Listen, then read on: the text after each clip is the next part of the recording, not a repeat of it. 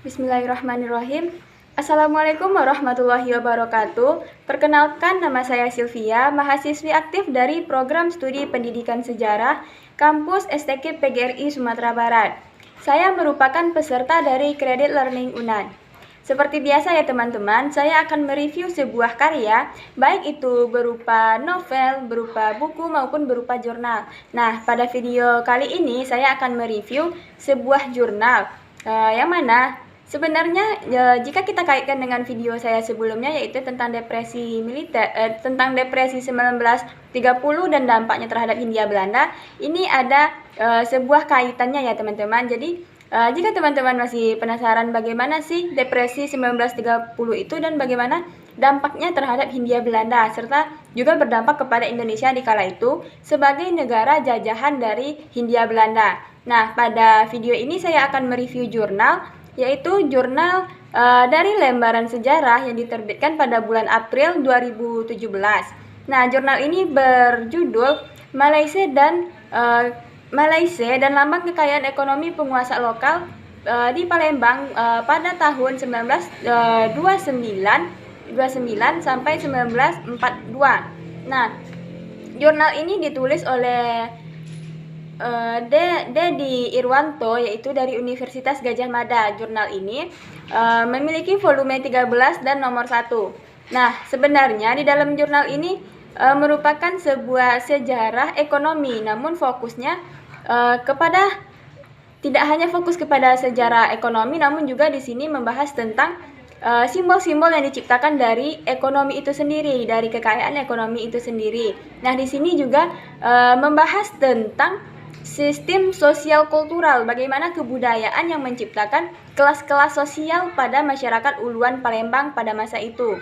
Nah, selain itu di sini juga dibahas bagaimana sih ekonomi ini menjadi strata, menjadi tingkatan-tingkatan di dalam masyarakat. Kok bisa sih ekonomi menjadi pencipta dari strata sosial di masyarakat pada masa 1929 sampai 42 di Uluan Palembang ini.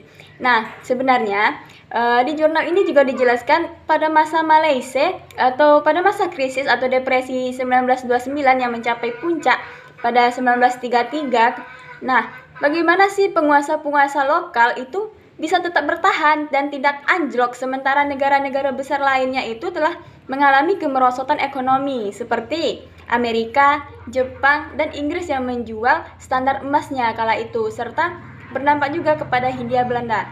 Nah, pada situasi Malaysia seperti ini atau depresi ekonomi, katakanlah itu keanjlokan yang dirasakan oleh seluruh dunia kala itu, tetapi masyarakat atau penguasa-penguasa elit di Palembang pada masa itu masih tetap bertahan, bahkan mereka mengambil keuntungan dari peristiwa yang terjadi pada masa itu. Nah, dalam artian di sini mereka mengambil keuntungan yang mana mereka tetap bisa produktif dan tetap bahkan mereka hidup pada masa itu layaknya tidak ada terpengaruhi sedikit sama sekali gitu. Nah, mereka hidup layaknya seorang yang tinggal di kota. Dalam artian mereka mengalami perubahan yang drastis dan mengambil keuntungan dari situasi yang kacau pada masa itu. Nah, di sini mereka juga memanfaatkan sistem pertanian mereka seperti pertanian karet dan kopi, serta mereka menciptakan kredit kopi, entah kredit karet atau kredit kopi, serta mereka mengenal mata uang pada masa itu. Nah, diawali dengan bagaimana sih terciptanya strata serta munculnya kelas-kelas dan elit-elit penguasa di Uluan Palembang.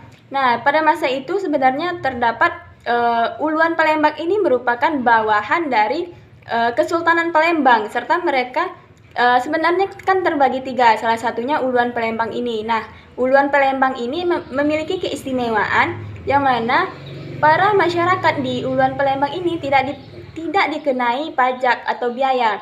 Namun pemerintah pusat pada masa itu, yaitu Kesultanan Palembang, mereka hanya mewajibkan kepada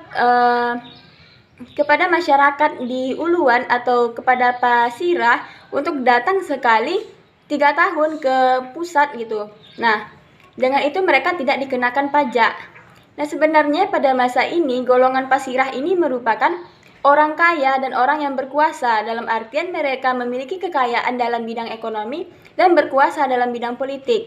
Nah, pasirah-pasirah ini juga disegani oleh masyarakat pada masa itu, yang mana mereka beranggapan semua aturan dari pasirah itu harus dituruti, dan jika dituruti itu, maka itu merupakan bentuk dari ketekunannya terhadap pasirah. Nah, kemudian pasirah ini juga berfungsi sebagai penjaga keamanan, pencegah konflik, dan melindungi masyarakat dari ancaman eksternal maupun dari kekacauan-kekacauan internal yang terjadi pada masa itu. Nah, selain itu pasirah ini juga mengatur segala hal, baik itu dalam sistem adat istiadat, ekonomi, dan politik. Jadi pasirah ini memiliki kedudukan yang sangat tinggi di Uluan Palembang. Nah, selanjutnya tidak hanya ada golongan-golongan pasirah, pada masa itu juga ada golongan-golongan dukun, kelompok haji, kelompok golongan intelektual, namun pada jurnal ini difokuskan kepada golongan pasurah. Nah, golongan pasurah ini juga menjadi cikal bakal terbentuknya stratifikasi atau tingkatan-tingkatan di masyarakat, yang mana golongan pasurah ini berada pada strata teratas gitu. Selain mereka berkuasa dalam bidang ekonomi, mereka juga berkuasa di dalam adat istiadat, mereka juga berkuasa di dalam bidang politik. Nah, selain itu, selain penunjangnya sebagai sistem ekonomi menjadikan mereka pada strata teratas, mereka juga dengan kekuasaannya di bidang politik, mereka juga bisa terletak pada strata atas sehingga masyarakat pada umumnya tunduk kepada mereka. Nah, kemudian mereka juga pada masa itu masyarakat juga percaya kepada mistis, dan mereka beranggapan dan telah memiliki pemikiran bahwa orang-orang yang belum lahir, orang-orang yang jiwanya masih belum dilahirkan ke bumi atau masih katakanlah itu di dalam kandungan, mereka percaya bahwa jiwa itu berada di alam lain gitu sebelum munculnya ke alam nyata gitu. Nah, mereka telah mengenal kepercayaan-kepercayaan seperti itu. Ini merupakan aliran dari agama Hindu sebenarnya. Nah, kemudian pada masa ini juga tercipta simbol-simbol pada golongan masyarakat. Nah, simbol yang paling terkenal yaitu seperti simbol kekayaan seperti yang saya jelaskan tadi. Nah, kemudian juga muncul lambang-lambang serta peninggalan-peninggalan atau sistem lambang-lambang secara turun-temurun seperti lambang cincin atau gelang bermahkota ular, kupiah maupun baju dari kulit, pedang, keris, dan lain sebagainya. Nah, ini merupakan sistem turun-temurun dari golongan pasirah ini. Nah, anehnya pada masa krisis ekonomi atau pada masa Malaysia kala itu, masyarakat Uluan ini tidak tergoncang sedikit pun, walaupun seperti yang saya jelaskan tadi ya teman-teman, walaupun negara-negara besar dunia lainnya mengalami anjlok seperti Amerika, Jepang yang melakukan penyederhanaan terhadap mata uang, serta Inggris yang menjual standarisasi emasnya, serta Belanda yang mengalami kebangkrutan, yang mana mereka tidak bisa menjual produk-produk, yang mana Belanda kan sebelumnya ini mengalami kenaikan. Nah, akibat adanya depresi atau Malaysia ini, Belanda pun anjlok gitu. Nah, kemudian hanya masyarakat Uluan Palembang ini yang memanfaatkan situasi, yang mana mereka tidak mengalami keanjlokan dan tidak menganggap ini bencana mematikan, melainkan mereka memperoleh keuntungan dari sistem ini.